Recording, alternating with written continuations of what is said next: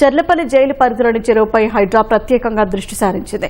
Jail శాఖ director general Soumya Mishra ఆహ్వానం మేరకు చర్లపల్లి చెరువును హైడ్రా కమిషనర్ రంగనాథ్ సందర్శించారు. జైళ్ల శాఖ రెవెన్యూ, నీటిపారుదల, జీహెచ్ఎంసీ అధికారులతో కలిసి 58 ఎకరాల్లోని చర్లపల్లి చెరువు ఆధునికీకరణపై చర్చించారు. ఇన్లెట్, అవుట్లెట్ పరిశీలించి చెరువులో నీరు పరిశుభ్రంగా ఉన్నందున జీవ వైవిధ్యానికి అవకాశం లభిస్తుందని రంగనాథ్ ఆనందం వ్యక్తం చేశారు. చర్లపల్లి చెరువును పర్యాటకంగా విహార కేంద్రంగా తీర్చిదిద్దడంతో పాటు చెరువు చుట్టూ ఫెన్సింగ్ ఏర్పాటు చేసి కట్టని మరింత బలోపేతం చేయాలని అధికారులు నిర్ణయించారు.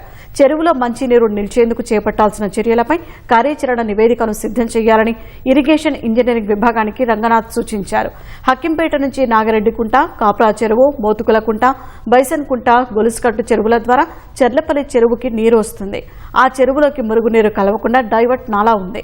చెరువు చుట్టూ దాదాపు 3 కిలోమీటర్ల మేర నడకదారి అందుబాటులోకి వస్తుంది. చుట్టూ పాత్వే, మినీ పార్కులు, చెట్లు, సీటింగ్ సౌకర్యం కల్పించడం సహా సీసీ కెమెరాలు ఏర్పాటు చేస్తే విహార కేంద్రంగా ఉంటుందని అధికారులు భావిస్తున్నారు. చర్లపల్లి పరిశ్రమలకు చెందిన ప్రతినిధులు సామాజిక బాధ్యత కింద నిధులు సమకూర్చేందుకు సిద్ధంగా ఉన్నట్లు సౌమ్య మిశ్రా తెలిపారు.